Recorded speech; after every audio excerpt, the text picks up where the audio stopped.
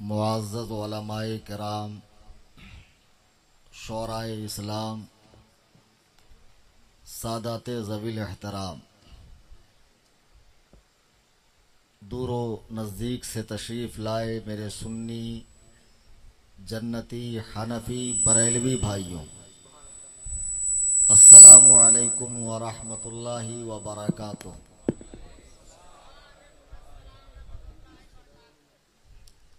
अल्हम्दुलिल्लाह, अल्हम्दुलिल्लाह, अल्हम्दुलिल्लाहि रब्बिल आलमीन वल आक़िबतु लिल मुत्तक़ीन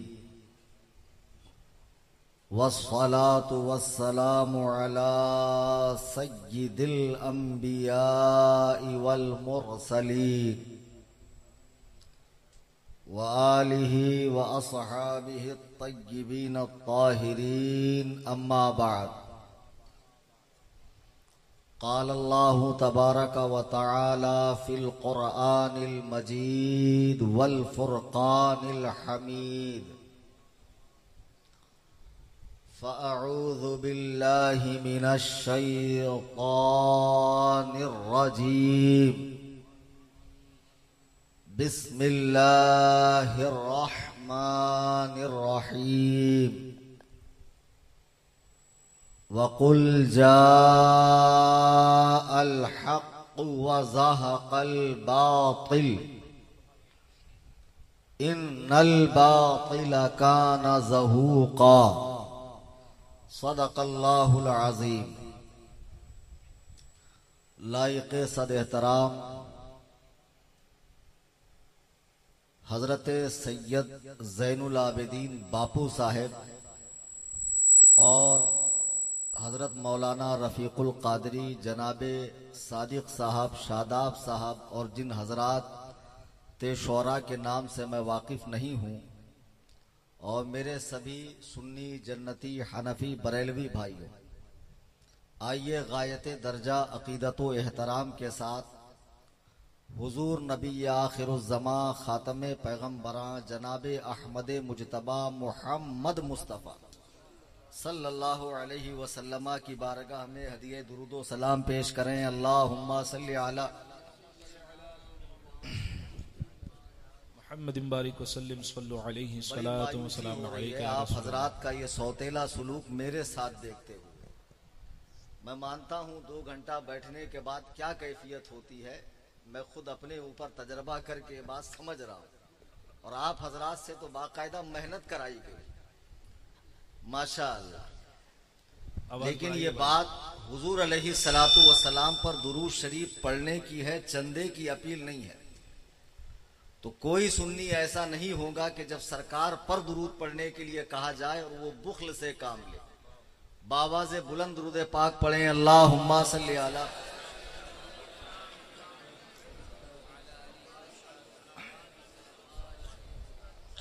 तीन साल का अरसा हो गया मैंने ये फील्ड को जो है तकरीबन छोड़ दिया था। अहबाब के मशवरों से दोस्त अहबाब ने फोर्स किया, उलमा हजरात ने भी इसकी अहमियत समझाते हुए कहा मुतलक छोड़ देना ठीक नहीं है, कभी कभार कहीं कहीं जहां जरूरत हो जाना चाहिए। मौलाना रफ़ीक़ुल क़ादरी साहब जो एक शायर भी हैं और आलिम दीन भी हैं, उन्होंने मुझे इस जलसे की तारीख ली मुझसे। तो जब तारीख ली तो उन्वान तय कर दिया गया कि इस उन्वान पर आपको गुफ्तगू करनी है। तो उसी ताल्लुक से जो मवाज़ जहन में था, मैं अहमदाबाद हाजिर हुआ। फिर आज इनसे बिलमुशाफा मेरी मुलाकात हुई। हम सब लोग बम्बई वाले हैं, लेकिन हम लोग शाज़ ही मिल पाते हैं, कभी कभी मिलते हैं। सब मसरूफ लोग हैं माशाअल्लाह। फिर जब आमद हुई तो चूंकि इनका यहाँ ज्यादा आना जाना है अहमदाबाद शरीफ में, और जहाँ हमारा क़याम है उनसे भी घरेलू ताल्लुकात हैं मौलाना रफ़ीक़ साहब के, तो उन्होंने अहमदाबाद के मौजूदा हालात से मुझे आगाह किया। अब ये कैसे हो सकता है कि ज़रूरत कुछ और हो और तकरीर में जो सोच कर आया हूँ वही करूँ? तो ये नहीं हो सकता है। जैसी ज़रूरत होगी उसी हिसाब से तकरीर भी होगी। अब ये मजमा जो यहाँ बैठा है, इससे कहीं ज्यादा मजमा ऑनलाइन सुन रहा है।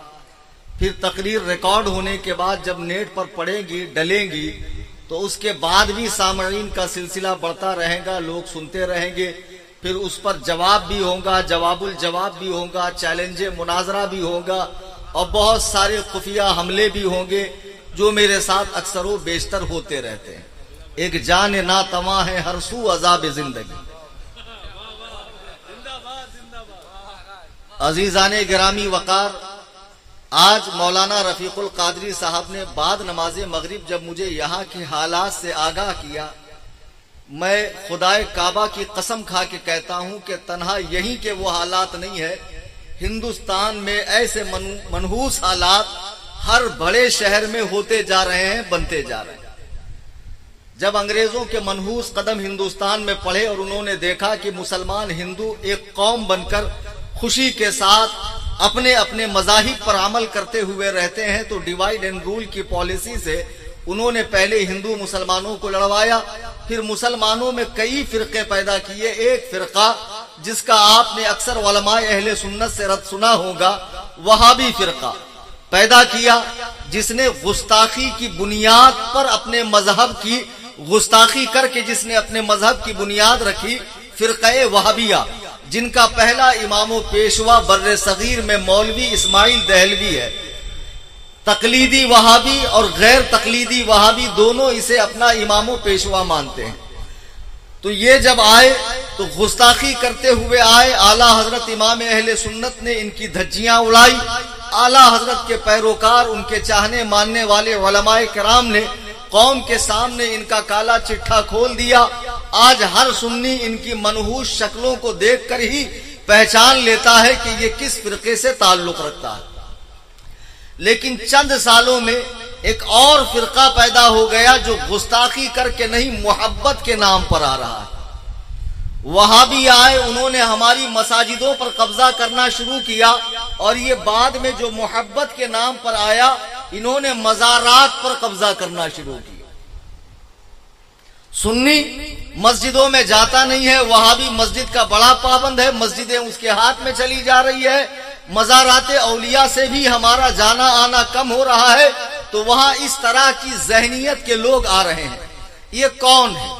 اکثر مزارات پر ان کا قبضہ ہوتا جا رہا ہے، سلاسل کے نام پر، اولیاء اللہ کے نام پر، خانقاہوں کے نام پر، تصوف کے نام پر، صوفیت کے نام پر، قلندریت کے نام پر یہ لوگ دھیرے دھیرے بڑھتے جا رہے ہیں۔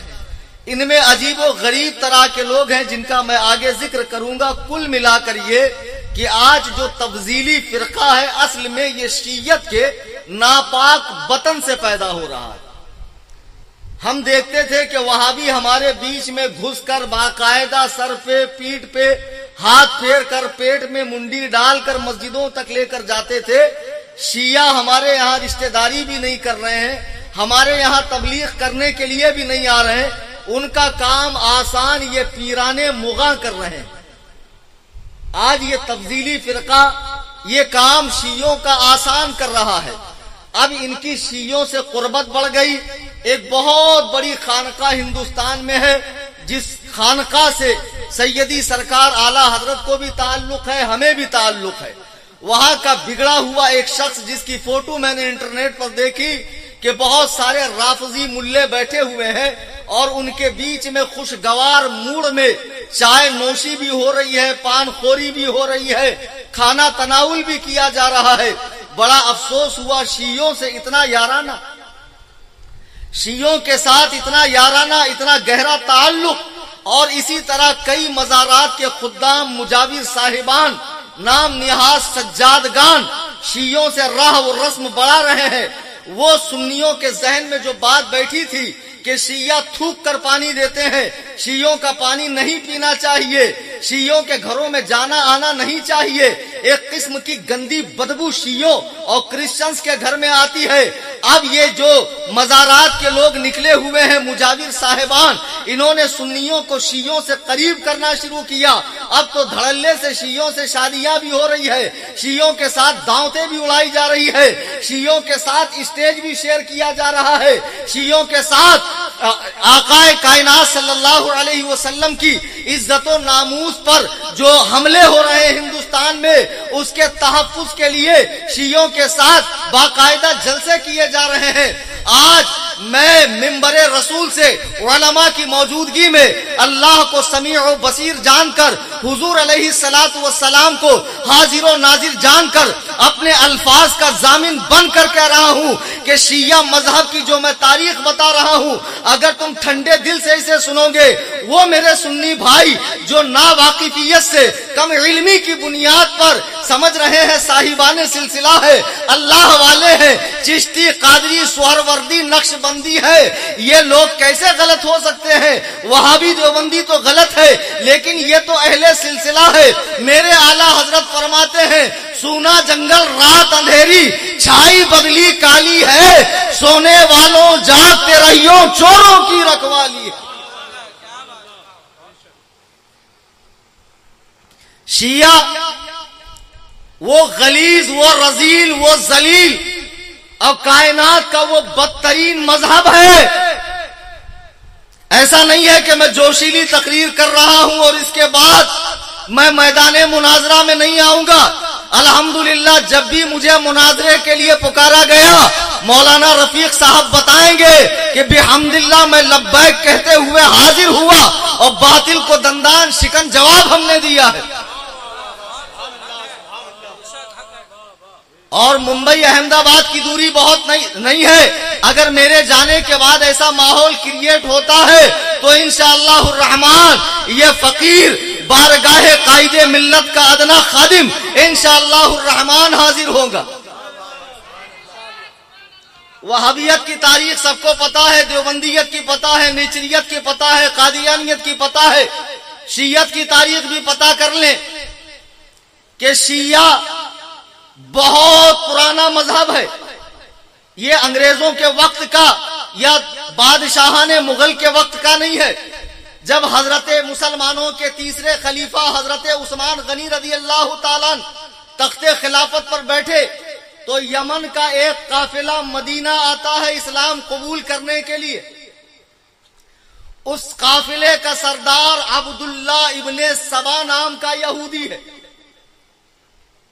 عبداللہ بن سبا نام کا یہودی ہے۔ یہ یہودی مدینے میں اسلام قبول کرتا ہے۔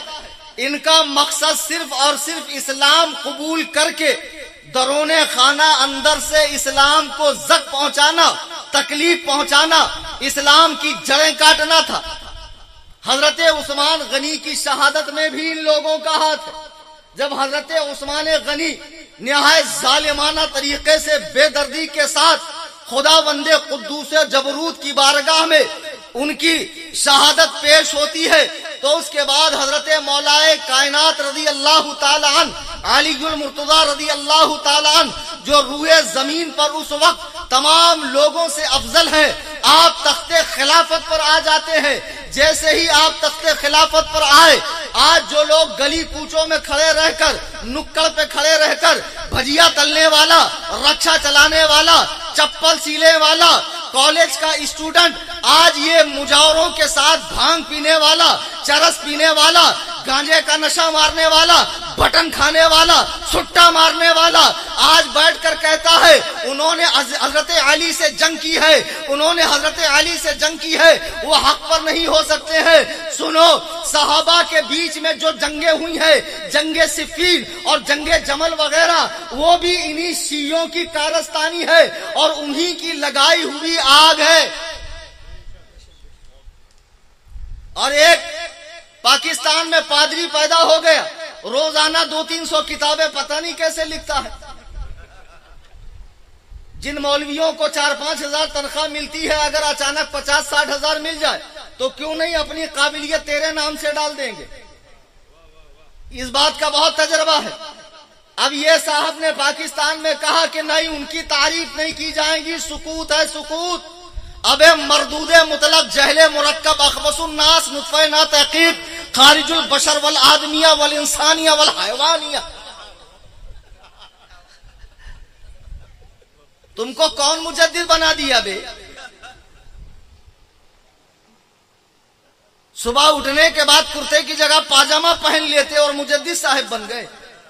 اور جب پاکستان نے بھگایا تو کسی اسلامی ملک نے پناہ نہیں دی۔ लेबनान ने नहीं बुलाया, लीबिया ने नहीं बुलाया, इराक ने नहीं बुलाया, किसी इस्लामी मुल्क ने नहीं बुलाया, बुलाया तो कनाडा ने बुलाया। बताओ, मुजद्दिद साहब पहुंची वहीं पे खाक जहां का खमीर था। वो नबी भी अंग्रेजों ने ही पैदा किया था, ये मुजद्दिद भी अंग्रेजों ने ही पैदा किया है। अब ये मुजद्दिद साहब फरमाते हैं कि हजरत अमीर मुआविया के मसले में सुकूत है। अबे वो जहले मुरक्कब, तुमको कौन मुजद्दिद बना दिया? 1400 साला इस्लामी लिटरेचर उठा कर देख कि तमाम उलमाए इस्लाम का इत्तेफाक इस पर है कि जहां सुकूत का हुक्म है वो मुशाजराते सहाबा है, सहाबा की जंग के बारे में सुकूत है।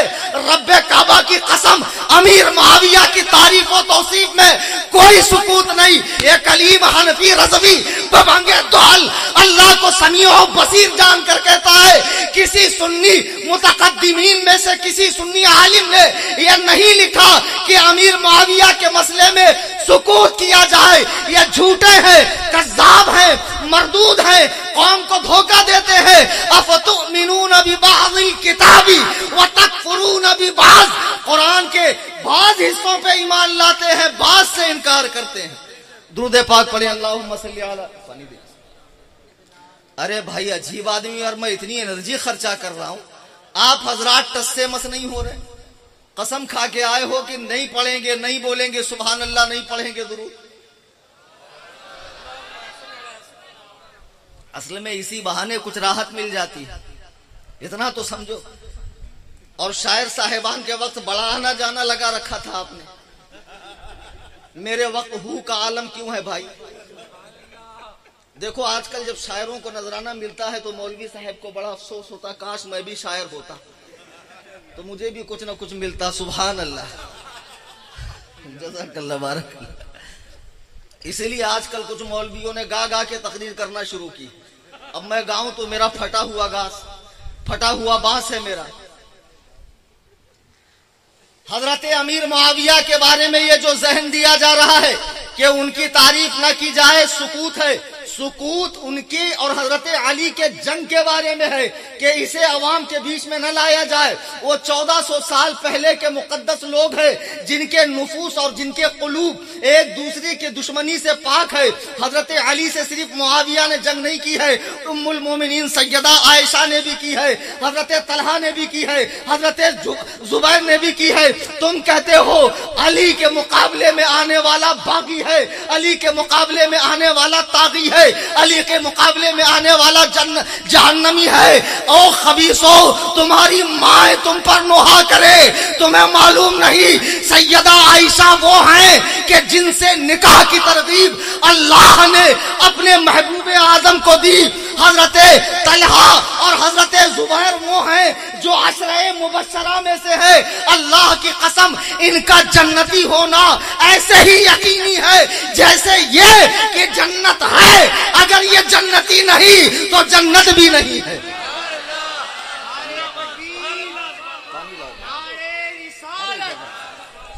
नारे रिसालत, नारे रिसालत, फैजाने हुजूर ताजुश शरिया, फैजाने हुजूर ताजुश शरिया, नारे तकबीर, नारे रिसालत।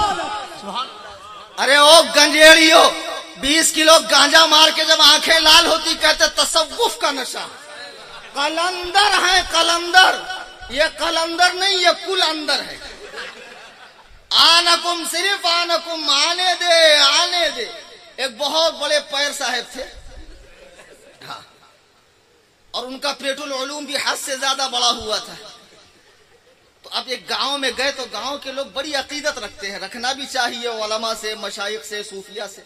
लोग हमको भी बड़ी इज्जत देते हैं माशाअल्लाह।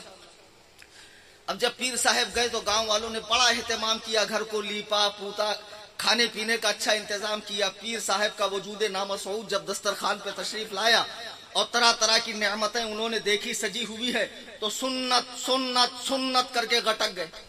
ये सुन्नत, वो सुन्नत, वो सुन्नत, वो सुन्नत। उतने में साहिब खाना का बच्चा आ गया। पीर साहब ने पूछा कि ये कौन? उसने कहा हुजूर ये मेरा बेटा का, इसका नाम बोले, इसका नाम फरज। फर्ज तो बोले ये कैसा नाम है? का हुजूर मैं देख रहा हूं कि जो चीज सुन्नत होती है वो आपके हुलकूम मुबारक से उम्र अय्यार के जंबील में चली जाती है। असल में इसका नाम है सुन्नत, इसका नाम है सुन्नत। लेकिन अगर मैं इसका नाम बता देता तो आप इसे भी जो है चबा जाते। तो ये जो खाने वाले पीर साहब हैं, हमें हजरता, हमें मुर्शदा, हमें पीरा। दक्कन में जाओ, एक पत्थर के नीचे एक पीर साहब, एक पत्थर उठाओ एक पाशा निकलेगा वहां से।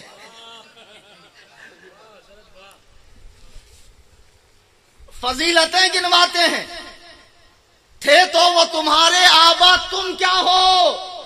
हाथ पर हाथ धरे मुंतजिरे फरदा हो। तुम्हारे बाप दादा वो थे, तुम क्या हो?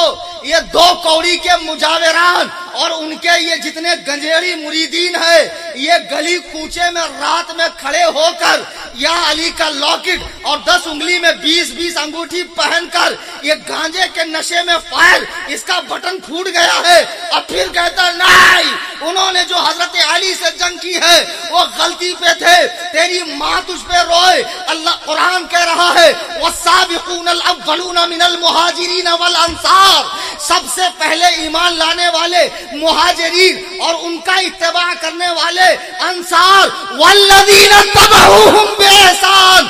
जितनी तफासीर कुरान की आज तक लिखी गई है, सबसे पहले कुरान की तफसीर अब्दुल्लाह इब्ने अब्बास ने लिखी है। उसे उठाकर देखो कि वल्लज़ीना तबऊहुम का क्या माना है। सबसे पहले हुजूर पर जो लोग मक्के में ईमान लाए, हबशा की तरफ हिजरत की, मदीने की तरफ हिजरत की, मदीने में जो लोग हुजूर पर ईमान लाए और उसके बाद बदर हुनैन में ईमान लेकर आए, फतेह मक्के के बाद ईमान लाए, यहां तक के जो आखिरी सहाबी है वो सब वल्लज़ीना तबऊहुम बिइहसान, वो सब जिन्होंने पहले सहाबा की पैरवी की और सहाबी बने, रदियल्लाहु अन्हुम व रदू अन, अल्लाह उन सब से राजी है और वो लोग अल्लाह से राजी हैं।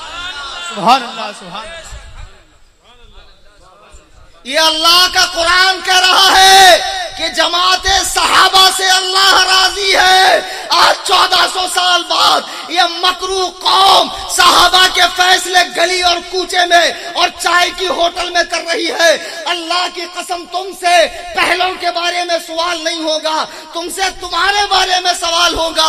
अपने ईमान की फिक्र करो और हुजूर के सहाबा को निशाने एतराज मत बनाओ। आज ईरानी चाय का नशा दिमाग पे चढ़ गया कि लोग सहाबा पे भौंक रहे हैं, शियों की तरफदारी कर रहे हैं। शिया वो रजीलो जलील कौम के जिसका बानी मबानी अब्दुल्ला इब्ने सबा है। ये ईमान लेकर आया, ईमान लाने के बाद हजरत अली की फजीलत का सबसे पहले इसी ने चर्चा किया। यहां तक कि हजरत अली के उलूहियत का चर्चा भी इसी ने किया। याद रहे, शियों में कई फिरके हैं। एक सबसे बड़ा फिरका शियों का जो पूरी दुनिया में पाया जाता है वो इस्ना आशरी है, 12 इमामी, जिनका 12वां इमाम किसी गार में छुपा हुआ है और करीब कयामत निकलेगा। और उसके बाद शियों में एक फिरका पैदा हुआ, हजरत इमाम ज़ैनुल आबिदीन जो इमाम हुसैन के बेटे हैं, उनके बेटे जैद, उनका मानने वाला, उनको जैदिया कहा जाता है, जो यमन में। वो लोग हजरत सहाबा की तकफीर नहीं करते हैं, न सहाबा को बुरा भला कहते हैं, सिर्फ हजरत अली को तमाम सहाबा से अफजल मानते हैं। जैदिया जो ईरान के अंदर है।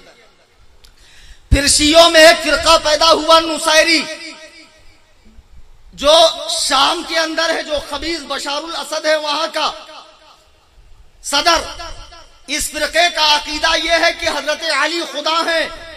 जब इनके यहाँ बच्चा पैदा होता है, ये बुलंद पहाड़ी पे ले जाकर बच्चे को फेंकते हैं और कहते हैं कि मोहम्मद के रब ने भेजा है तो मर जा, अगर जहरा के शोहर ने भेजा है तो जिंदा रहे।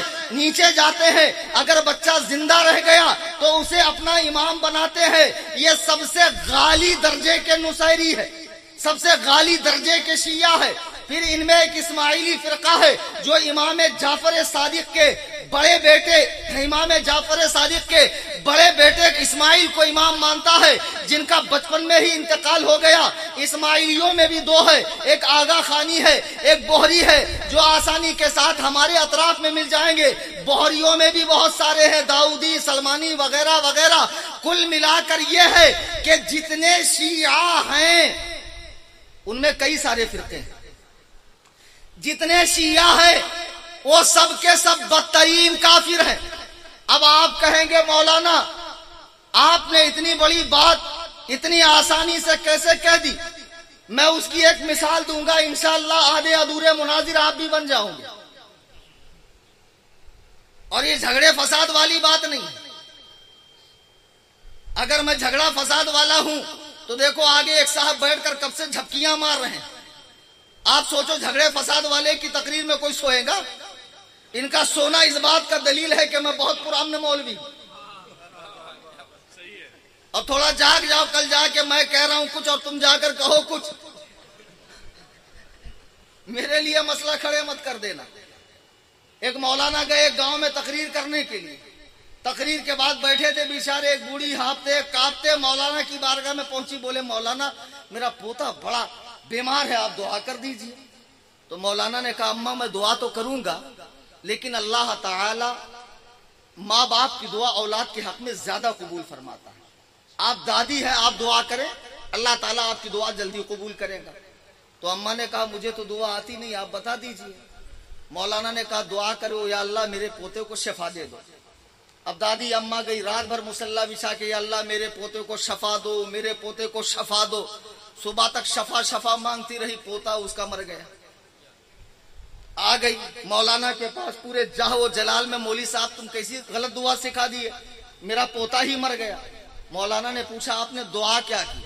اماں نے کہا میں نے دعا کی یا اللہ میرے پوتے کو شفا دو۔ مولانا نے کہا میں نے آپ کو شفا سکھایا تھا، شفا کے معنی ہی کنارے ہوتا ہے، اور قبرستان چونکہ ہر جگہ گاؤں کے کنارے ہوتا ہے، تو آپ رات بھر خود کہہ رہی تھی اللہ میرے پوتے کو شفا دو، یعنی کنارے لگا دو، تو اللہ نے کنارے لگا دی۔ اب ہم سے ایسے ایسے لوگ مناظرہ کرنے آتے ہیں، میں کیا بتاؤں کہ جن کو قسم سے اردو کا اگر ایک پیج لکھ دے تو میں مان جاؤں۔ آج کل تو مارکیٹ میں ایسے ایسے پیر صاحب بھی چل رہے ہیں کہ سورۃ الفاتحہ پڑھنی نہیں آتی، الہی خیر گردانی، لیکن یہ قوم ہے مان لے تو عرش اعظم کی بلندی پر اٹھا لے۔ اللہ اکبر کبیرہ۔ بمبئی میں ہمارا ایک مناظرہ تھا، ایک پیر صاحب بیٹھے ہوئے تھے، قرآن نیچے تھا، تو اس سنترے کو میں نے کہا سب سے پہلے تو نیچے بیٹھ، قرآن نیچے رکھا ہوا۔ ہاں بتا، اور یہ لوگ مناظرہ کریں گے، ان کو مناظرہ نہیں مجرا کرواتا ہوں میں۔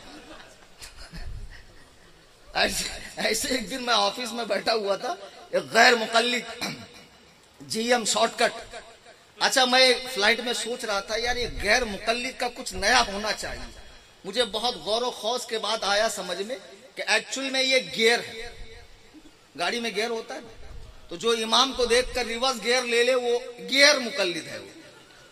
آئی سمجھ میں بات؟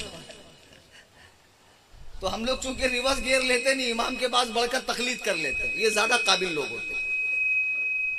ایسے ہی ایک قابل میرے پاس آئے، بولے آپ سے مناظرہ کرنا ہے۔ تو میں نے کہا بھائی اچھا ہے، پہلے ان کی اردو کی جانچ کر لوں، امتحان لے لوں۔ تو پاس میں ایک پرچہ رکھا تھا جس میں لکھا تھا دادی اجمیر گئی۔ تو میں نے کہا علامہ فہامہ اسامہ اوباما، ذرا اس کو پڑھیے کیا لکھا ہے۔ تو بولے آپ میری اردو کا امتحان لے رہے، کیا لکھا ہے؟ یہی تو لکھا ہے دادی آج مر گئی۔ تو میں نے کہا میں آپ سے مناظرے کے لائق نہیں ہوں، آپ اپنے وجود نامسعود کے ساتھ تشریف لے جائیں۔ اب وہ دن آ گئے کہ ہم کو ایسے سنتروں سے مناظرہ کرنا پڑے، ان چادر چوروں سے مناظرہ کرنا پڑے گا، آشیرواد کے نام پہ عورتوں پہ ہاتھ پھیرنے والوں سے مناظرہ کرنا پڑے گا، ان محفلیں سما میں جھومنے والے بھنگیوں سے مناظرہ کرنا پڑے گا، جو نذرانے کے نام پر غریبوں کو لوٹتے اور کھسوٹتے ہیں اور مزارات پر کہتے ہیں نہیں ہمارے سوا کوئی دعا نہیں کرے گا۔ ابے تیری سکھ جیسی شکل دیکھ، منحوس تو دعا کرے گا. تو نے خواجہ کے آستانے کو کیا سمجھ رکھا ہے؟ رشوت کا سینٹر سمجھ رکھا ہے؟ کوئی سرکاری آفیسر سمجھ رکھا ہے کہ نیچے سے ٹیبل کے نیچے نہیں، وہاں چادر گاگر سندل بنڈل کی حاجت نہیں ہے. ایک قلب صادق لے کر جائیے سلطان الہند کے بارگاہ میں، اپنی جھولی کو پساریے اور پھر رب کعبہ کی قسم آپ اللہ کی بارگاہ میں ان کا وسیلہ پیش کیجئے، ضرور آپ کی دعا قبول ہوگی. یہ تم سے کس نے کہا چادر چڑھیں گی؟ بڑی ڈیگ چھوٹی ڈیگ میں پیسہ ڈلے گا، چادر کے نیچے جاؤ گے، مجاور کا جیب گرم کرو گے، تبھی تمہاری دعا قبول ہوگی. یہ خام خیالی نکالو. جن کو استنجا کا ڈھیلا لینا نہ آتا ہو یہ چور دعا کریں گے.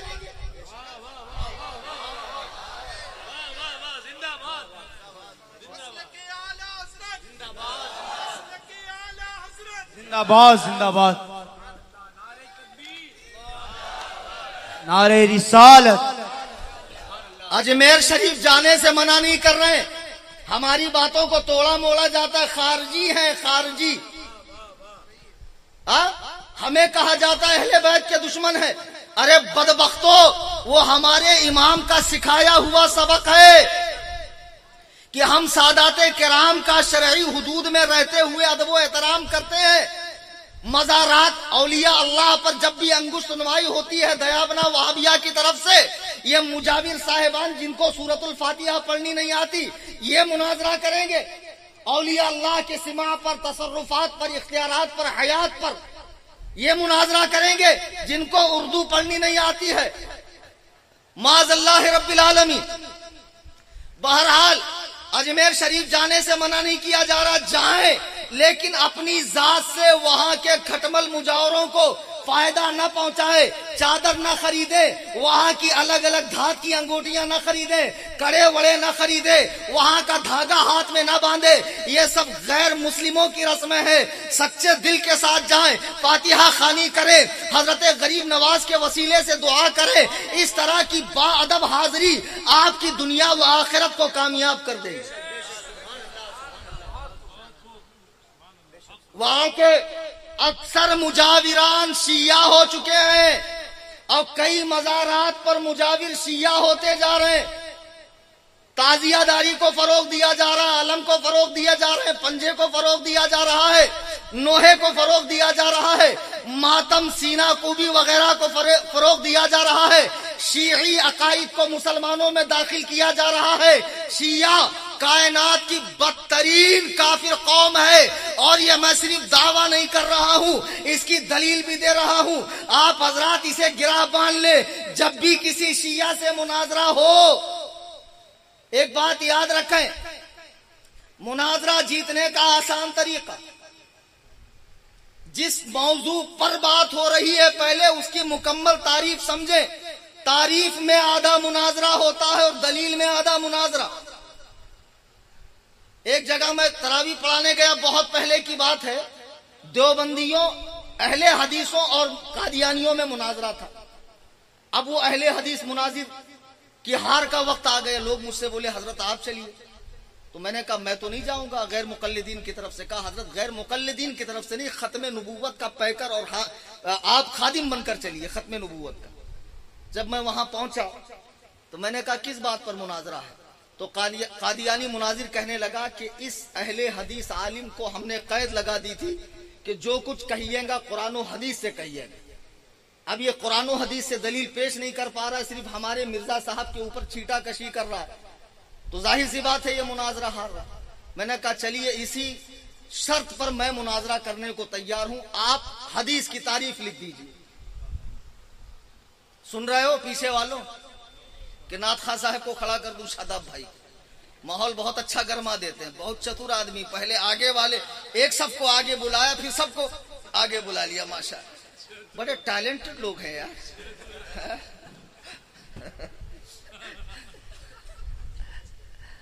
ماشاءاللہ ہونا بھی چاہیے. تو بہرحال اب میں نے کہا حدیث کی تعریف لکھو. اب قادیانی مناظر حدیث کی تعریف لکھ رہا ہے. کیا لکھ رہا ہے کہ حدیث کہتے ہیں نبی کے قول کو، فعل کو. نبی کے سامنے کسی نے کوئی کام کیا، نبی نے روکا نہیں، ٹوکا نہیں. نبی کے ذاتی اوصاف، خصائل کو بھی حدیث کہا جاتا ہے. تو میں نے کہا لکھ دی؟ بولے جی ہاں لکھ دی، اب آپ مناظرہ کیجئے۔ میں نے کہا مرزا نبی تھا یا نہیں تھا؟ اب نہ تو بول نہیں سکتا، مرزا کی نبوت پر ہی تو مناظرہ کرنے آیا تھا۔ کہا تھا؟ تو میں نے کہا اس کی ہر بات حدیث ہے نا، مناظرہ حدیث سے ہی ہوگا، تو اب نہ تو بول نہیں سکتا۔ بولے ہاں مرزا صاحب کی ہر بات تو حدیث ہے۔ تو میں نے کہا سنو، نبی اللہ تعالی محنت شاقہ سے، اعمال سے نہیں بناتا ہے، نبوت کسبی نہیں ہے، یعنی محنت کر کے نہیں پائی جا سکتی۔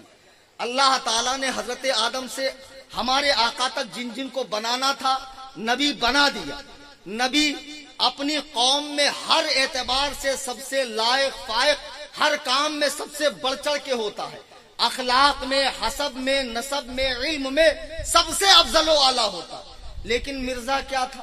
مرزا پہلے انگریزی کورٹ کے اندر ایک ہندو وکیل کے ہاتھ کے نیچے 5 روپیہ یومیہ پر ڈیوٹی کرتا تھا۔ مرزا نے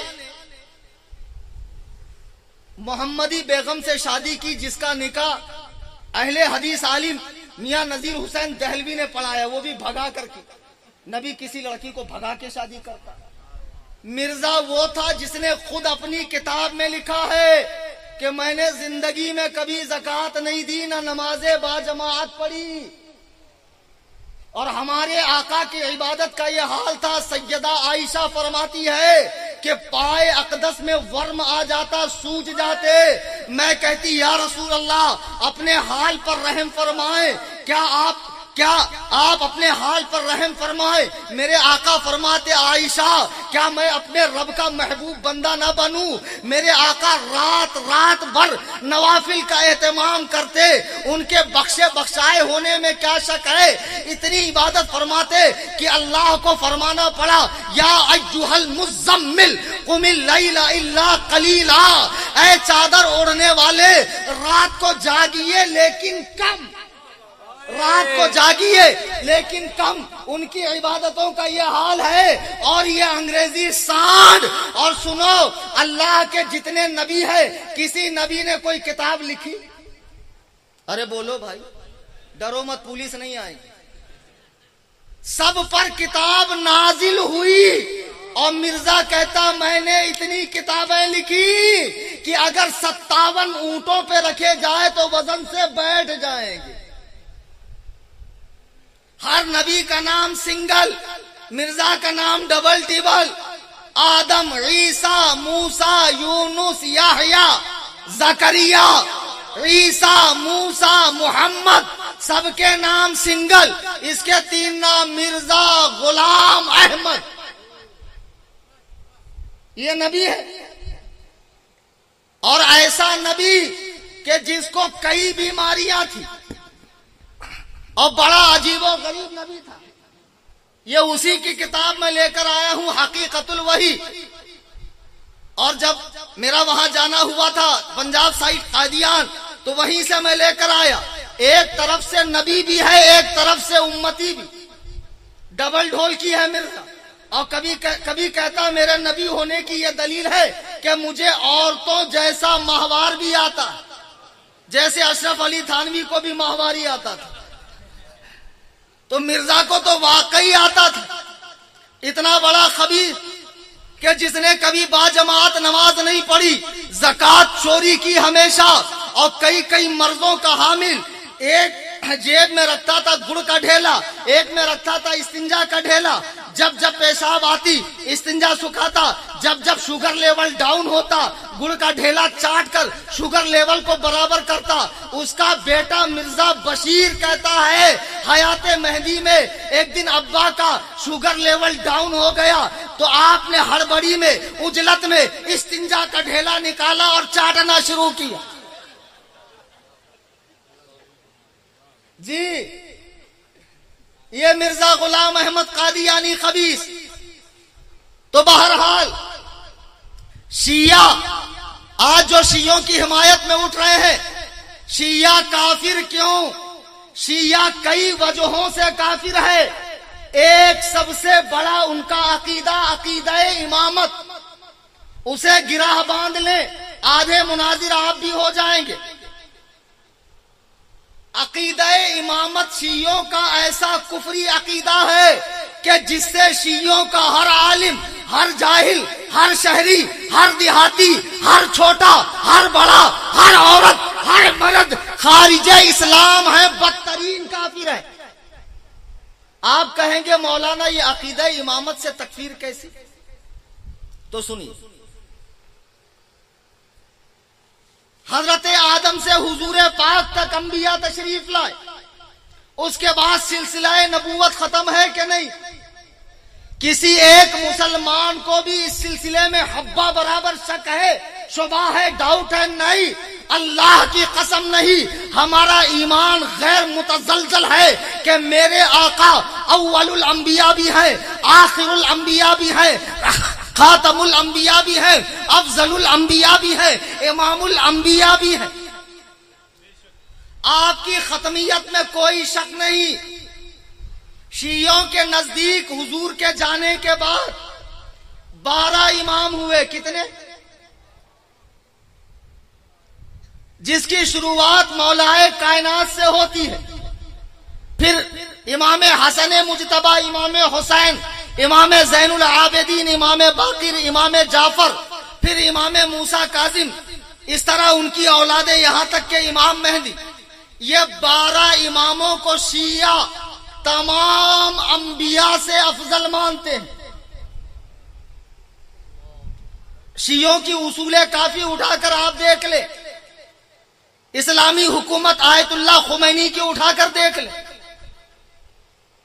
یہ 12 اماموں کو شیعہ تمام انبیاء سے افضل مانتے ہیں۔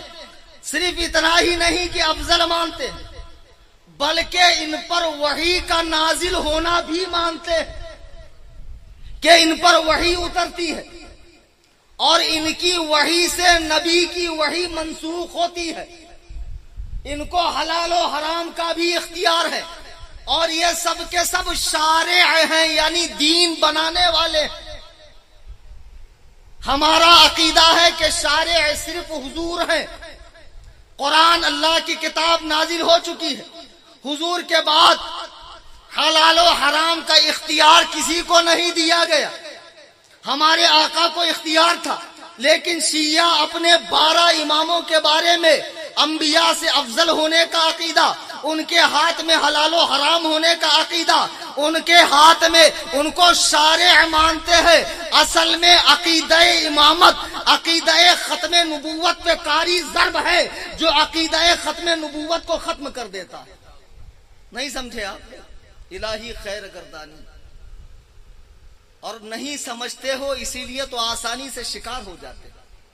کوئی بھی آ جاتا ہے داڑھی ٹوپی والا، آ کے آپ کو قرآن سنا دیتا ہے، حدیث سنا دیتا ہے، آپ پگھل کے بالکل پانی ہو جاتے ہیں اور کہتے مولانا کیا برائی ہے، بڑا خراب ہے یہ social media, what's app university, کوئی کچھ بھی بھیج دے سن لیتے ہو۔ اللہ کے بندو، امام ابن سیرین رحمہ اللہ بہت بڑے عالم ہے، جو امام مسلم رحمہ اللہ کے استاذ بھی۔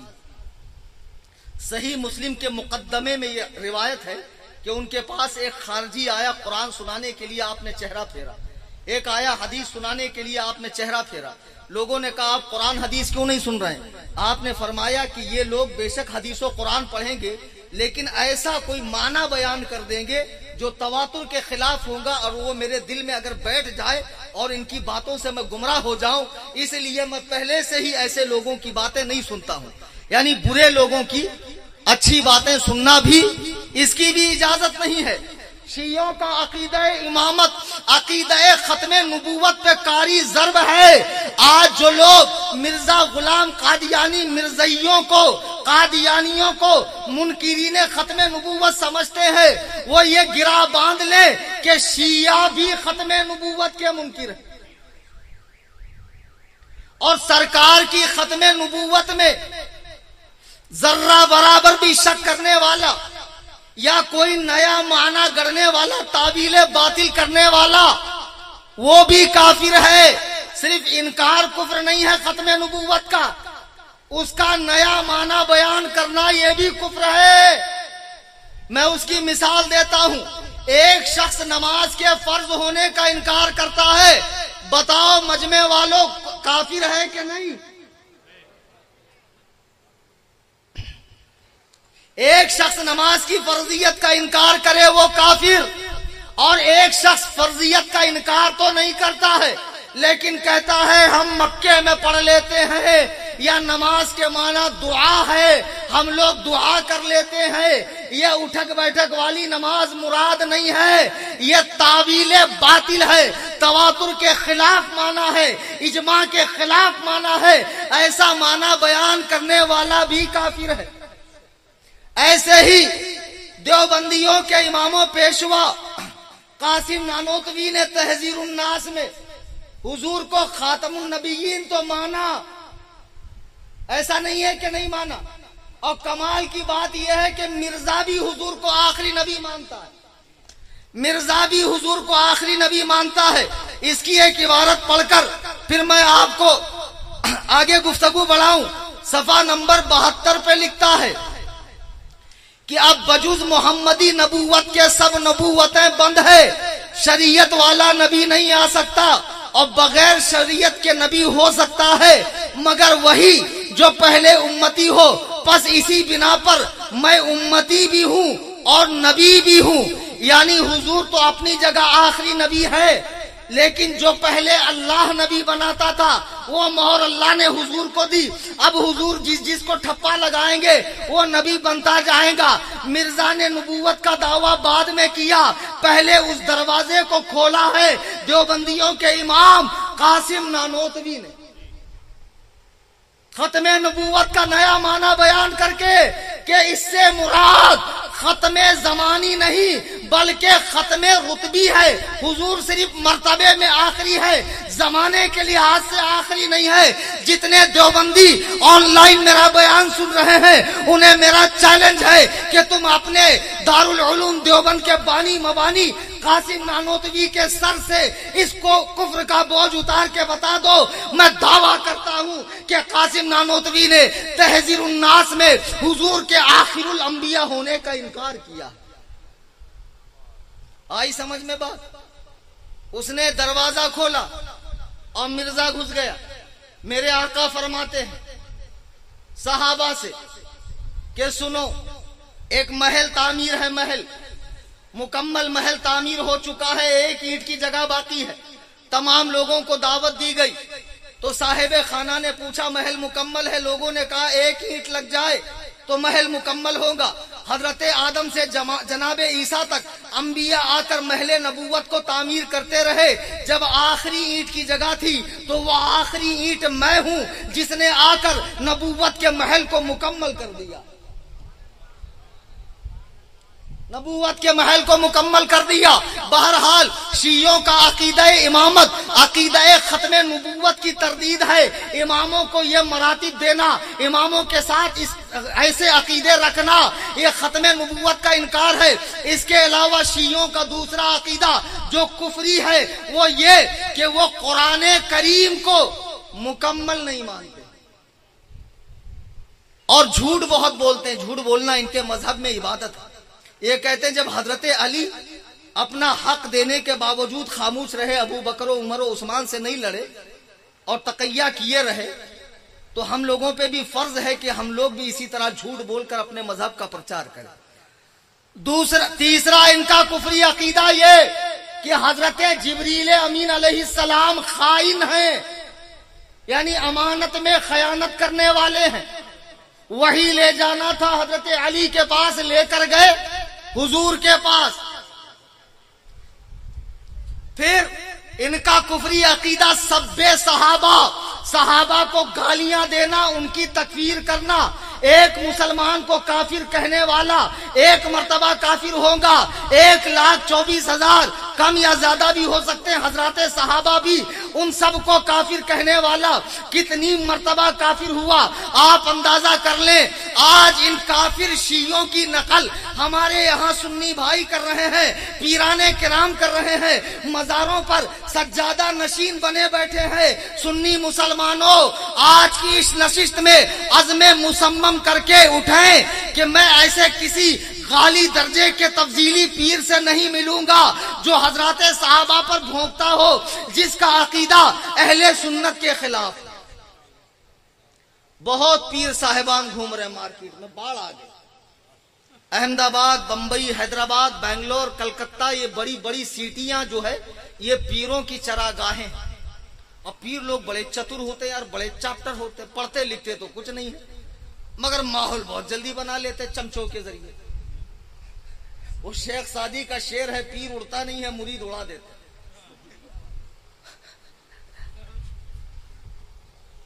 بہت مائنڈڈ ہوتے ہیں پیر لوگ، اور مولویوں میں اتنا دماغ ہوتا نہیں، اسی لیے رہ جاتے 5-10 ہزار روپے کی ڈیوٹی میں. اور ان پر تو کوئی بھی آ کے حکومت کر جاتا ہے. جو گھر میں عورت کا مار کھا کے آتا وہ بھی امام صاحب. کیوں؟ ارے بدبخت کچھ تو لحاظ کر امام صاحب. اب لوگ تو امام ایسا شریف غریب مانگتے ہیں کہ فجر پڑھ کے مصلی پہ لیٹ جائے تو ظہر میں صدر صاحب آ کر اٹھائے، اٹھو امام صاحب ظہر کا ٹائم. اس کو پیٹ نہیں ہے، اس کی ضرورتیں نہیں ہیں، اس کو بھوک نہیں لگتی، اس کی خواہشیں نہیں. کیا حماقت ہے. پیروں کو ٹھوسے جا رہے ہو، ٹھوسے جا رہے ہو. یہاں تک کھا کھا کے رات بھر پیر صاحب کا ٹائر پنکچر ہوتا ہے، اب مولوی صاحب کو کھلانے میں تمہیں موت آتی. اب پیر لوگ اتنے چتر، اتنے ہوشیار، ہوشیاری میں تو ماسٹرز کیے ہوتے ہیں لوگ. محلے میں سب سے بڑا غنڈا، بدماش، بیاس خور، حرام خور، غریبوں کا مال کھانے والا، اچھا لچھا لفنگا اعلیٰ درجے کا بدماش جو ہوگا اسی کو اپنا خلیفہ اعظم بنا دیں گے، اسی کے گھر میں ٹھہریں گے. اب غریب بھی سوچتا ہے میں اس کو اتنا برا سمجھتا، اگر واقعی یہ برا ہوتا تو پیر صاحب اس کے یہاں رکتے کیوں. اب پیر صاحب جیسے اس کے یہاں رکے اس کا سارا بلیک وائٹ ہو گیا. سمجھے کہ نہیں سمجھے. اور پھر اس کے بعد پیر صاحب نے خلافت دی، اور پھر سال میں ایک بار احمد آباد آنا ہے، 12 شہر پکڑ لیے. سال میں اس کا ایک بار نمبر آئے گا. ایک صدر صاحب بنا دیا، لوگوں کی زکوٰۃ، صدقات، عطیات. مدارس کو نہیں جانے چاہیے، مولوی سب خارجی نازبی پیدا ہو رہے ہیں. خانقاہ سے عشاق پیدا ہوں گے، لاؤ خانقاہ میں جمع کرو. صرف آنکم کا آپشن ہے. اب بعد میں مولوی اگر مخالفت کرے گا تو یہ محلے کے بدماش امام کو مارنے کے لیے دوڑتے. پتہ نہیں تم کیا سمجھ کے ایسے پیروں کے پاس جاتے. اور ہمارے بمبئی میں تو صاحب ایسے ایسے پیر صاحب ہے، ایسے ایسے پیر صاحب، ایک اتنی گالیاں بکتا ہے. ایک صاحب مجھے کہنے لگے حضرت چلو آپ بھی 2-4 کھا لو، آپ کا بھلا ہو جائے. کیا بدبختی ہے یار، بھلا گالی میں بھی کوئی بھلا ہے. نہیں آپ کو نہیں سمجھے گا، وہ قلندر ہے، وہ مجذوب ہے. آپ کی پڑھائی الگ ہے، ان کی الگ ہے. ان کا سب اندر والا معاملہ ہے. ابھی جب اندر ہے تو باہر نکلتا کیوں نہیں؟ عجیب آدمی. باہر جو نکل رہا ہے مطلب اندر وہی. اب مجھے بتاؤ ایک ٹنکی میں اگر آپ پاخانہ ڈالو گے تو اس کے ساتھ جو نل جڑے ہوئے اس میں کیا نکلے گا؟ حلوہ شریف. ارے اندر بھی تو پاخانہ ہی نکلے گا نل میں. اگر اس کا ظاہر شریعت کے خلاف ہے تو باطن بھی شریعت کے خلاف ہو. نہیں بولتے سب اندر ہے، داڑھی بھی اندر کی ہے. یہ کیسی اندر کی ہے؟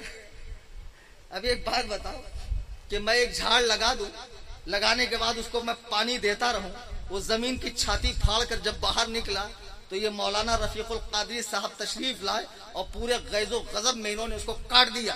تو میں نے کہا کیوں کاٹا بھائی؟ بولے حضرات جھاڑ باہر نہیں آنا چاہیے. ارے میں نے کہا باہر آئے گا، اس پہ پتے آئیں گے، پھول آئیں گے، پھل آئیں گا، تبھی تو فائدہ ہوگا. بولے وہ سب کچھ نہیں، سب جو کچھ ہے اندر ہی ہونا چاہیے. تو اندر ہی ہوگا تو فائدہ کیسے ملے؟ ارے کیا حماقت ہے یار، پیروں کو تم نے کیا بنا لیا؟ یہ جتنے اچھے لچے لفنگے پیر صاحبان ہیں جن کو تم اپنا حاجت روا، مشکل کشا، بلاؤں کو ٹالنے والا، دافع البلا سمجھ کے رکھے ہو اور دبا کے نذرانے دیتے جا رہے ہو. دبا کے نذرانہ دے رہا، دن بھر رکشہ کھینچ رہا ہے، دن بھر، اور رات میں جب پیر صاحب کو ملنے جاتا ہے 100 روپیہ تھماتا ہے. اب بے وقوف رکشہ پہ لکھتا پیر کا کرم. ابے پیر نے کبھی اپنی مرسیڈیز پہ لکھا مریدوں کی بھیک، پیر نے کبھی اپنے بنگلے پہ لکھا مریدوں کا نذرانہ. تو کیا لکھتا ہے بے پیر کا کرم؟ اور دے رہا ہے تو ایسے پیر کو کہ جو اپنی 7 پشتوں کے کھانے کا انتظام کر رہا ہے.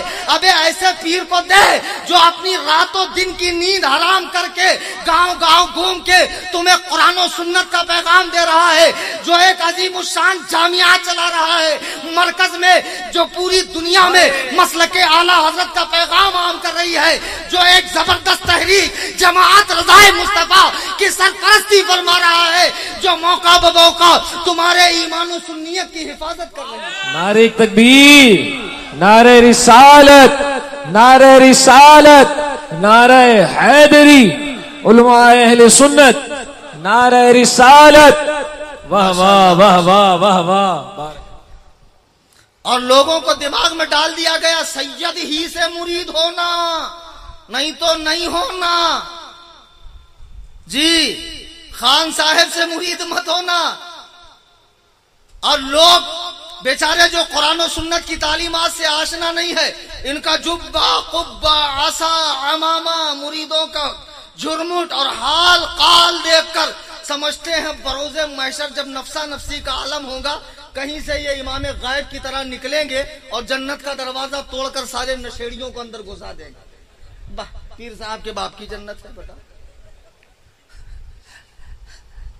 قسم سے اگر میری حکومت ہو اتنا ٹھوکو ان پیروں کو، یہ جتنے بے نمازی حرام خور ہیں، بہت معلوم ہے جو مزارات کا دھندا کر رہے ہیں۔ میں ایک سچی کا واقعہ آپ کو بتاتا ہوں، بنگلہ دیش کا، سننے کا ٹائم ہے؟ اچھا چلیے، ماشاءاللہ، اللہم زد فزد ہمارے مصطفیٰ بھائی کے لیے۔ بنگلہ دیش میں ایک بہت بڑی مزار تھی، ایک بڑا پریشان حال بیچارہ لوم میں کام کرنے والا آدمی ٹرین میں جا رہا تھا، تو دیکھا ایک سفید ریش ہرے کپڑے میں ملبوس نہایت ہی فرشتہ صفت انسان، معلوم پڑتا ہے کہ جناب جبریل کا قافلہ جا رہا تھا، اسی میں سے ایک آدھ گر کے اس ٹرین میں بیٹھ گئے۔ اتنے نیک الطبع شریف الطبع جناب شاداب صاحب، توجہ، یہ بھی بڑے اسٹائلش ہے، بیچ بیچ میں ناک سے پڑتے ہیں، واقعی چتر آدمی ہے یہ۔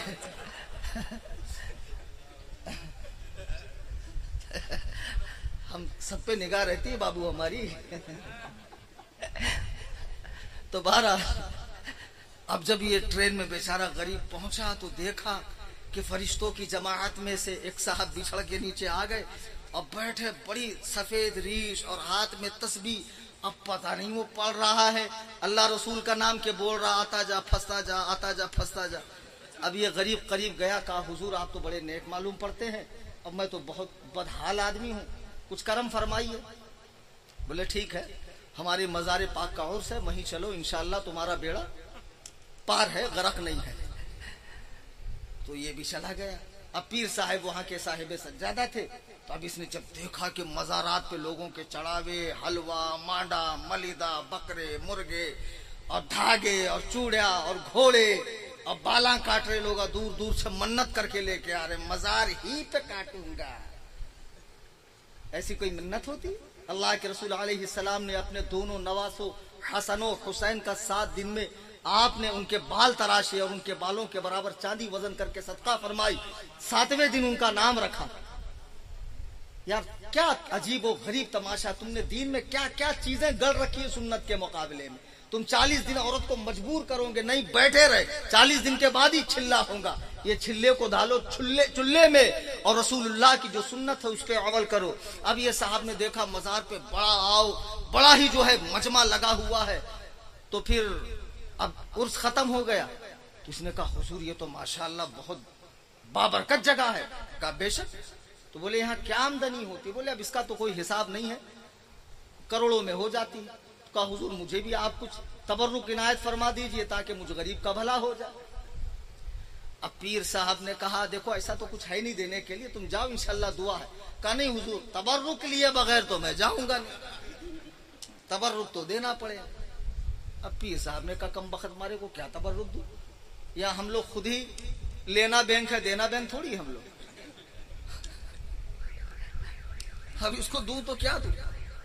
تو اب ان کو بیکار سی چیز اپنی بارگاہ میں ایک ہی نظر آئی، ایک گھوڑی کا بچہ۔ کہا بھائی اس کو اٹھا کر لے جا، تیرا بھلا ہے، بیڑا پار ہے۔ اب وہ بیچارہ گھوڑی کا بچہ اٹھایا، لے کر چلا۔ اب وہ اس پر بیٹھ بھی تو نہیں سکتا، اور وہ چل بھی نہیں پا رہا، اسی کو اٹھا کر یہ ڈھو رہا ہے۔ कि ये कैसा अजीब व गरीब तबर्रुक है जो मुझे ही लेके चलना पड़ रहा। अब इत्तेफाक से वो घोड़ी का बच्चा मर गया। अब मर गया तो ये गरीब क्या करे, वहीं खड्डा खोदा, बच्चे को गाड़ा और ज़ारो कतार रोने लगा कि हजरत का तबर्रुक मुझसे ज़ाय हो गया। अब चंद खवातीन का वहां से गुजर हुआ तो उन्होंने देखा कि कोई कब्र के पास ये साहब रो रहे हैं, तो जरूर ये किसी बड़े बुजुर्ग की कब्र होंगी जो रो रो के ये अपना इस्तिगासा पेश कर रहे हैं। तो एक के पास थी हरी होड़नी, उसने डाल दी। जैसी उसने होड़नी डाली, दो तीन ने दुआ करना शुरू कर दिया, या बाबा या हजरत फन फजरत। तो अब उनको देखा देखी और दो चार ठू लोग आ गए, कोई अगरबत्ती जला रहा है, कोई तबर्रुक लेके आ रहा है। अब ये साहब जो रो रहे थे तो इनको तो मंजर ही बदला हुआ नजर आ गया, ये तो वाकई करामत हो गई। अब फिर साहब इत्तेफाक से अंधेरे में तीर चल गया, किसी का काम ही हो गया, होना ही था, अब हो गया। अब साहब उनका बड़ा चढ़ावा आया, उनका देख देख के चढ़ावे पे चढ़ावा। फिर जुमेरात को महफिल लगने लगी, फिर और से पाक होने लगा, माशा अल्लाह। फिर कव्वाली शरीफ का जंगी मुकाबला होने लगा। फिर इधर से शायर साहब एक फकरा मारते, उधर से शायर साहिबा एक फकरा मारती, और ये नौजवान उठ उठ के पैसा देता जो मौलवी को नहीं दे रहा। मौलवी को पेट थोड़ी है, हवा खा के जी लेगा मौलवी। तो बहरहाल अब इनका भी काम बहुत धड़ल्ले से मस्त चल गया। अब इनका भी जो है बेड़ा पार हो गया। अब वहां पे कुछ भीड़ कम हो गई बड़ी बारगाह में, अब यहां मजमा ज्यादा आने लगा। अब जब वहां पे भीड़ कम हुई तो पीर साहब ने अपने खुद्दाम से मालूम किया। मैं कहता हूं पीर लोग बड़े चतुर होते हैं, बेपढ़े लिखे पीरों की बात कर रहा हूं।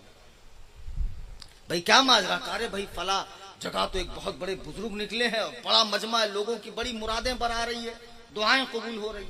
तो ये साहिब सज्जादा सोचे चलो हम उनसे मुलाकात करके आए।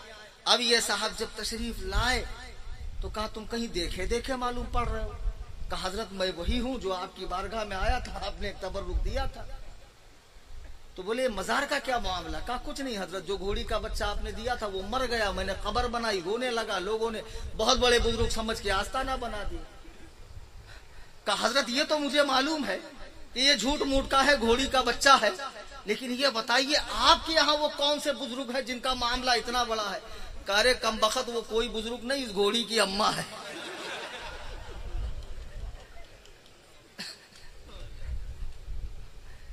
तमाशा बना के रख दिया सुन्नियत का लोगों ने, जगह जगह छिल्ले गौसे पाक के, हिंदुस्तान तशरीफ नहीं लाए छिल्ला, हजरत मीरा दाता रदी अल्लाह ताला के नाम से छिल्ला, मदारे पाक के नाम से छिल्ला, नकली मजारे और ये ढोंगी मुजाविरान जिन्होंने दीनों सुन्नियत का मजाक बना के रखा है, अल्लाह की कसम इनके बहकावे में ना आए।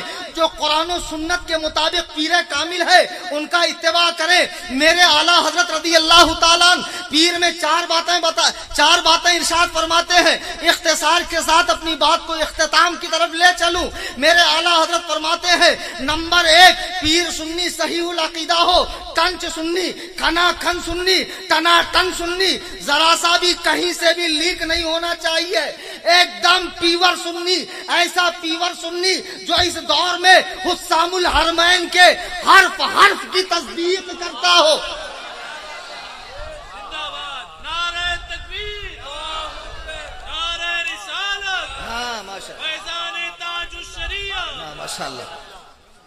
ऐसा नहीं दक्कन जैसा इलाका, हम ना काईकू जी सुबह उठे तो उनका मुंह देखती, उन्होंने हमारा मुंह देखती। काईकू बुरा बोलना, यूपी बिहार से मौलाना आको हम ना लड़ा ले को जाते, यूपी बिहार से मौलाना आके लड़ा के जाते। तो मैंने पूछा भाई यूपी बिहार से आके बुरा किसको बोलते? थानवी को, गंगोही को, अम्बेडवी को, नानोतवी को, दहलवी को। ये क्या कर्नाटक के है? ये भी यूपी बिहार के है। यूपी बिहार वाले आके यूपी बिहार वालों को बुरा बोलते। आजकल वहां इस टाइप के बहुत पीर है, साफ चलता, गुड़ गोबर एक, शरबत शराब एक, बिल्कुल नहीं चलेगा। वो अकबर इलाहाबादी का शेर है, क्या हाल पूछती हो हमसे हमारा मुन्नी, शिया के साथ शिया, सुन्नी के साथ सुन्नी।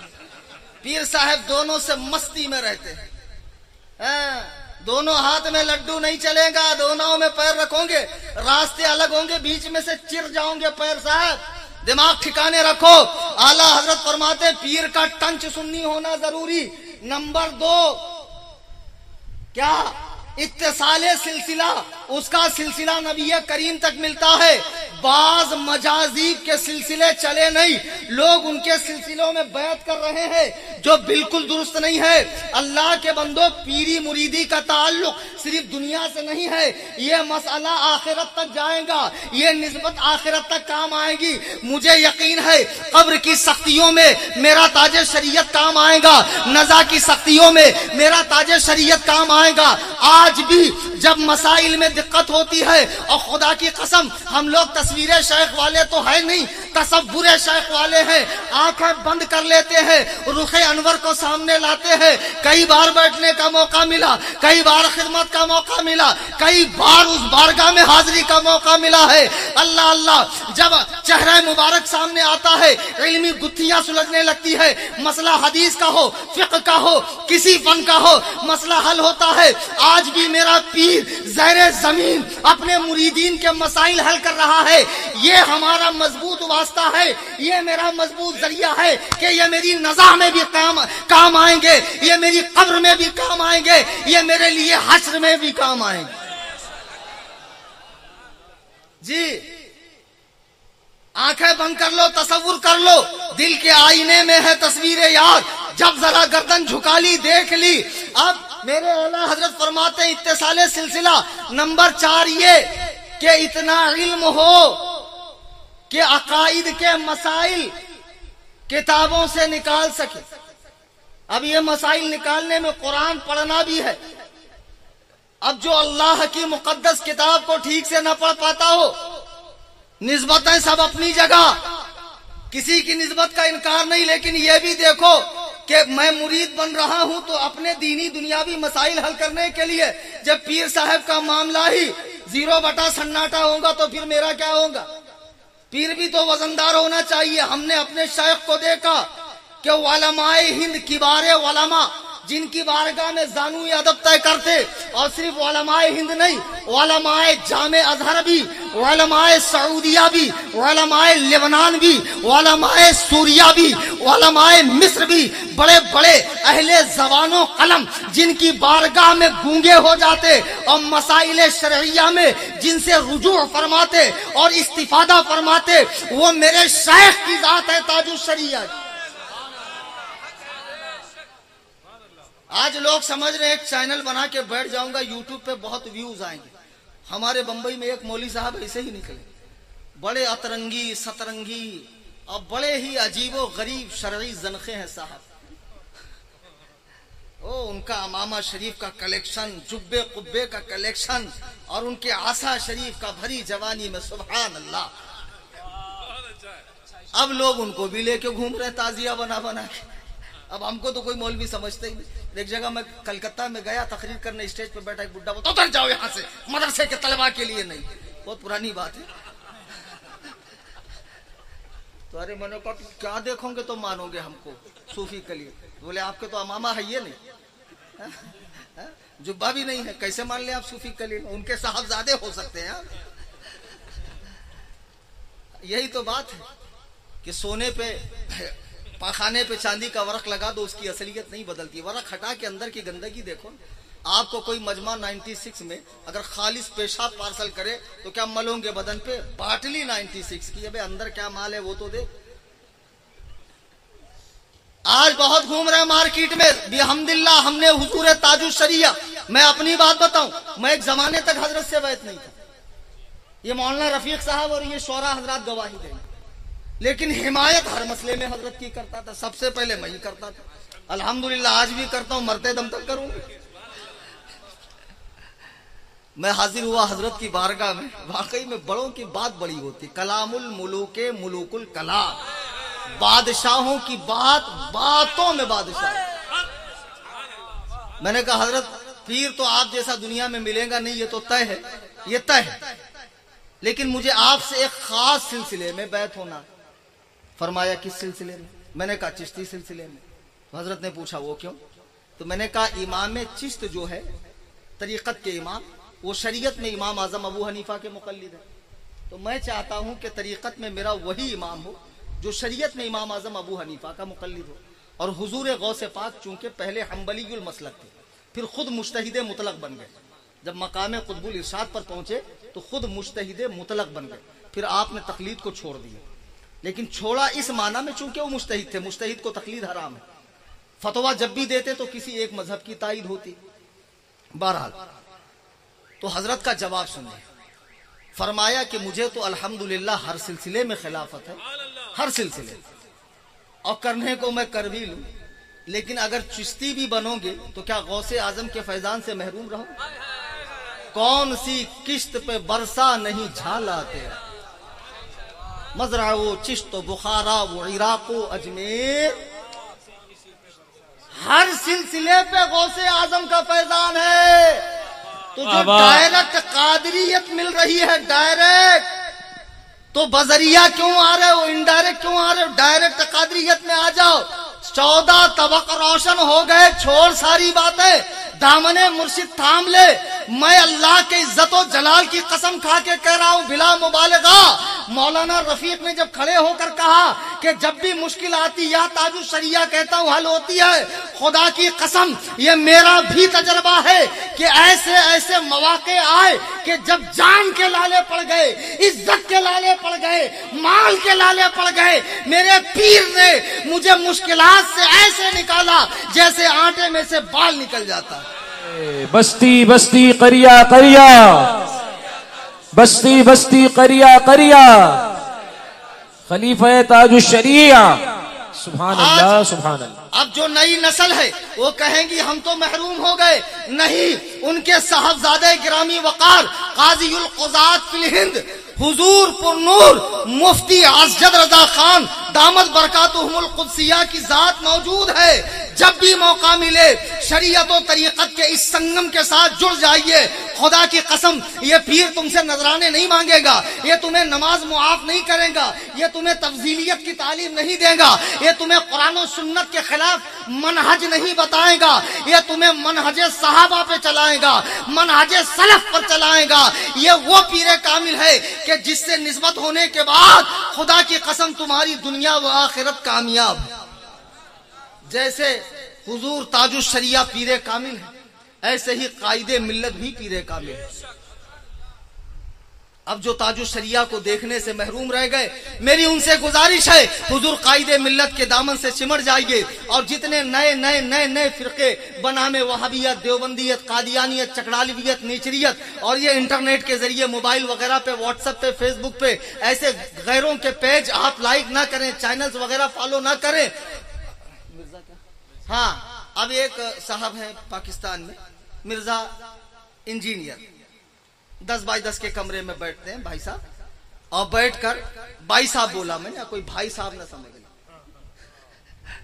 تو 10 بائی 10 کے کمرے میں بیٹھ جاتے، اور بیٹھنے کے بعد وہیں پر حدیث پر تبصرہ فرماتے. ماشاءاللہ ان کا مبلغ علم میں آپ کو کیا بتاؤں کہ کتنا مبلغ علم ہے. یہ تاریخ سے عقیدہ بیان کرتے ہیں. کس سے؟ نہیں سمجھے؟ تاریخ سے نہیں، تاریخ تو ہے ہی ہے یہ اندھیرا، تاریخ سے عقیدہ بیان کرتے ہیں. ایک نقطہ کان کھول کے سن لو. یہ مرزا پلمبر جیسے لوگ، اب تو اللہ کے نبی نے فرمایا نا قرب قیامت رؤوسا جخال فسئلوا فافتوا بغیر. مجھے بڑا افسوس ہوتا ہے، خدا کی قسم ہر آدمی کو اپنی اوقات میں رہنا چاہیے. کچھ پیر صاحبان جو عالم نہیں ہیں، ان کے سامنے بڑے بڑے علماء بیٹھے ہیں، وہ مریدین کو مسئلہ بتاتے ہیں. کچھ شاعر صاحبان بھی مسئلہ بتاتے ہیں، علماء کی ناقدری ہو رہی. اللہ کے نبی فرماتے ہیں قرب قیامت جاہل لوگ مسند ارشاد پر بیٹھیں گے جو شکلن عالم ہوں گے، شکلن رؤوسا جخال فسئلوا فافتوا بغیر علم. لوگ ان سے مسئلہ پوچھیں گے اور بغیر علم کے وہ جواب بھی دیں گے. ضلوا واضلوا، وہ خود بھی گمراہ ہوں گے، لوگوں کو بھی گمراہ کریں. قیامت کے قریب اللہ علماء کو اٹھائے گا تو جوہلا مسند ارشاد پر بیٹھیں گے. جیسے یہ پلمبر کام تھا اس کا نل کا کام کرنا، باتھ روم میں جا کر کنیکشن صحیح کرنا، سمجھ میں آئی، لوگوں کا پاخانہ صاف کرنا، لیکن یہ بن گیا شیخ الحدیث صاحب. اب بیٹھ گیا بھائی صاحب اس کے بھی ماننے والے. آپ کہتے ہیں لوگ بیوقوف ہے, واقعی لوگ بیوقوف ہے, کس کو بھی مان لیں گے بھلے ہی دلیل لنگڑی لولی ہو. خلیفہ ہارون رشید کے زمانے میں ایک عورت نے نبی ہونے کا دعویٰ کیا, تو خلیفہ نے کہا بھائی سب خیریت؟ تو بولے ہاں سب خیریت ہے, ایک عورت کا تھوڑا سا دماغ چلا گیا, نبی ہونے کا دعویٰ کر رہی. خلیفہ نے بلایا, کہا بھائی کون سے بیس پر نبی ہونے کا دعویٰ کر رہی؟ کہا میرے پاس دلیل ہے. کہا کیا دلیل؟ کیا دلیل؟ تو خلیفہ نے کہا اللہ نے تو قرآن میں فرمایا نا کہ حضور آخر الانبیاء ہے, خاتم النبیین. تو کہا حضور نے یہ فرمایا نا کہ میرے بعد کوئی نبی نہیں ہوگا, حضور نے یہ کہا فرمایا میرے بعد کوئی نبیہ نہیں ہوگا, میں تو نبیہ ہوں. لو کر لو بات. دلیل سب کے پاس ہوتی, چاہے لنگڑی لولی کیسی بھی, دلیل کا معیار تو دیکھو. اب مرزا کو سننے والے یہ سمجھتے ہیں مرزا کا حدیث پر بڑا مطالعہ ہے. خدا کی قسم اگر حدیث پڑھنا, امام سفیان بن عیینہ رحمہ اللہ کا یہ قول, احمد آباد والوں گراہ بان لو کہ ڈائریکٹ حدیث پڑھنے والا گمراہ ہو جاتا ہے. رسول اللہ کی باتوں کے معنی, مفاہیم, ناسخ منسوخ, اس کے استعمالات, اس کے محاورات, اس کے تقاضے, اس کی عرفیت, اس کا احاطہ, اس کا اختصاص نہیں سمجھو گے. آج مدینہ شریف میں جو ہے مغرب کی طرف پیشاب کرنے کی اجازت ہے, آپ ہندوستان میں نہیں کر سکتے. ہندوستان میں اس طرف قبلہ ہے, مدینے میں قبلہ مغرب کی طرف نہیں ہے.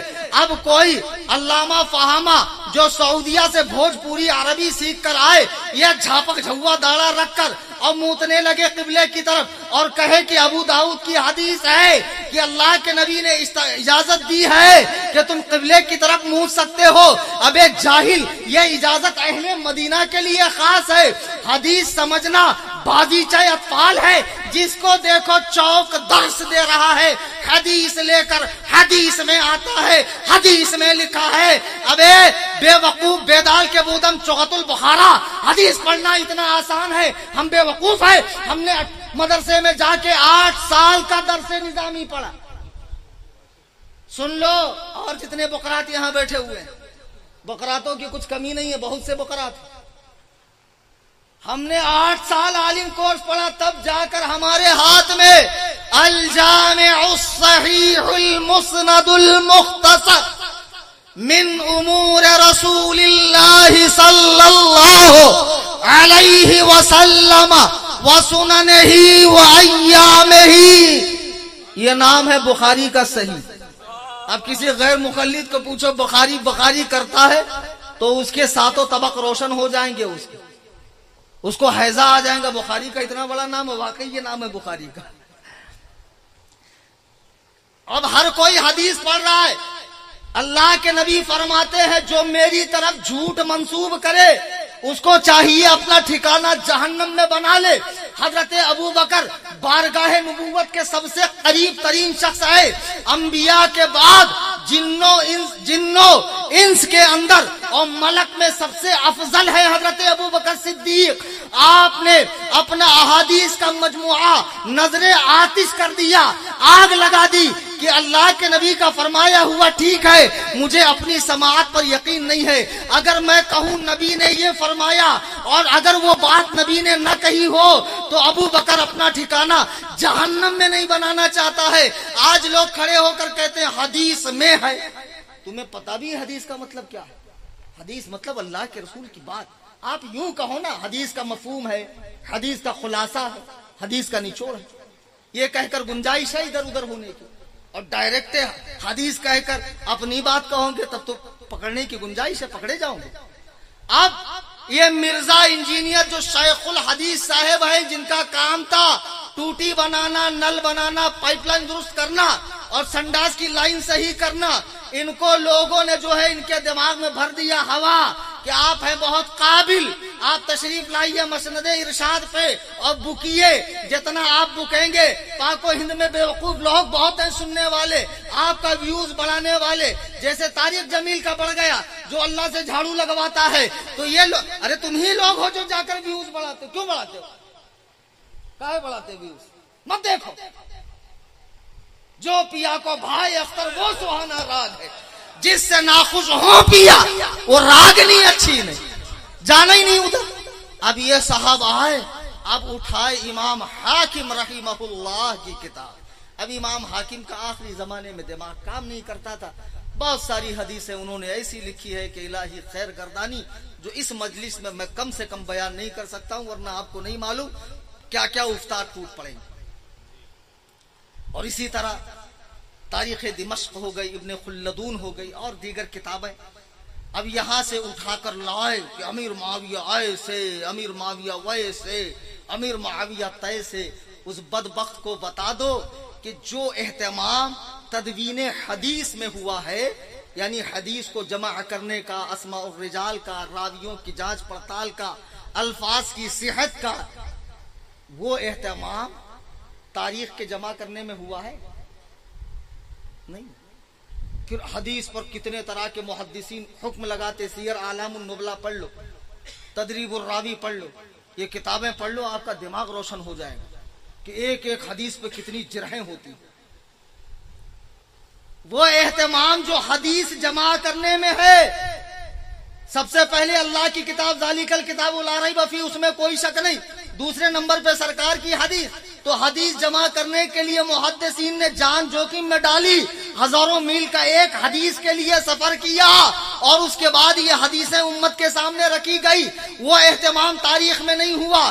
اگر تم تاریخ سے حضرت امیر معاویہ رضی اللہ تعالی عنہ پر عدالت قائم کر رہے ہو، کچہری لگا رہے ہو، اور پھر کہتے ہو وہ باغی تھے، وہ طاغی تھے، وہ لشکر باغیان کے سپہ سالار تھے، اور بدبختوں ایسی تاریخ کو چوراہے پر رکھ کر آگ لگا دو، ٹھوکر سے اڑا دو، جو کسی صحابی رسول کی عظمت کو کم کرتی ہو۔ جب میرے نبی نے فرمایا لا تسبوا اصحابی، میرے صحابہ کو گالی نہ دو، جب آقا کریم نے زبان اقدس سے مصطفیٰ کریم نے یہ بات فرما دی، وہ زبان جس کو سب کن کی کنجی کہیں، اس کی نافذ حکومت پہ لاکھ سلام۔ نعرہ تکبیر، نعرہ رسالت، نعرہ رسالت، حضرت امیر معاویہ زندہ باد۔ سبحان اللہ، سبحان اللہ، زندہ باد، زندہ باد۔ اب صحابہ کرام کے بارے میں جب نبی نے فرمایا میرے صحابہ کو گالی نہ دو، اور جہاں میرے صحابہ پہ کو برا بھلا کہا جائے تو ان لوگوں سے کہو تمہارے سر پہ اللہ کی لعنت، اٹھ کے چلے جاؤ۔ اب صحابی کی تعریف حدیث میں موجود، انہیں برا کہنے سے سب کے معنی صرف گالی نہیں ہوتا ہے، ہلکا لفظ بھی سب ہوتا ہے عربی میں، انہیں ہلکا کلمہ بھی نہ کہو۔ اب اگر کوئی مورخ حضرت امیر معاویہ پہ تان کر رہا ہے تو اسے جوتے کے نوک پہ رکھ کے اڑا دو، اس لیے کہ ہم قرآن و سنت کی پیروی کرنے والے ہیں، ہم نے مورخ کا کلمہ نہیں پڑھا ہے۔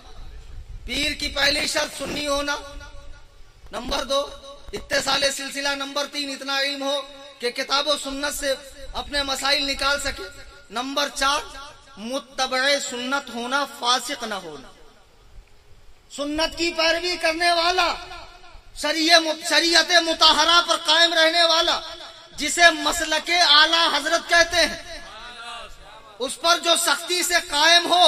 یہ 4 باتیں جس پہ پائی جائے وہ پیر کامل ہے۔ آپ ان سے نسبت رکھ سکتے ہیں، بیعت ہو سکتے ہیں، لیکن پھر بھی میں کہتا ہوں آج کل لوگوں کا رہتے رہتے دماغ خراب ہو جاتا ہے، کل کو پتہ نہیں میں بھی کچھ بول دوں، بک دوں، بمبئی میں کچھ نیا ہی اٹھا دوں۔ تو جب تک میں مسلک اعلی حضرت پر ہوں، میں کلیم حنفی رضوی، میری عزت، جس دن ہٹ جاؤں مسلک اعلی حضرت سے، پھر یہ مت دیکھنا کہ کتنی اچھی تقریر کرتے تھے، قرآن کتنا قرت سے پڑھتے تھے، عین حا قاف کتنا گاڑا نکالتے تھے، کچھ مت دیکھ۔ اللہ ہم سب کو سلامت رکھے۔ مسلک اعلی حضرت یہی ایک ایسی مضبوط رسی ہے جس سے ہم سب بندھے ہوئے، ورنہ بتاؤ یار، ایک صحابی رسول کو خطا کار کہا جاتا ہے، اور بڑے بڑے صاحبان جبہ و دستار بدھ بنے خاموش بیٹھے ہوئے۔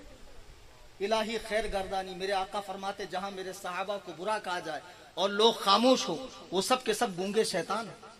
تم حدیث کے مطابق تو گونگے شیطان، کیا سنتیں سکھاتے ہو جب بڑے بڑے فرائض سے منہ پھیر دیتے ہو؟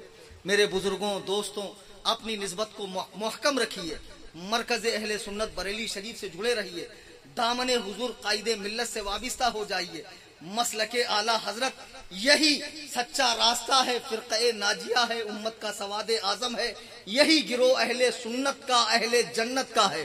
اللہ تعالی ہم سب کی نسبتیں قائم رکھے۔ دوران تقریر قرآن کریم پڑھنے میں، حدیث پاک کے الفاظ بولنے میں یا کوئی واقعہ نقل کرنے میں مجھ سے کوئی غلطی ہوئی ہو، میں تمام حاضرین کے روبرو توبہ کر رہا ہوں، اور یہ اس تقریر کی توبہ ہے۔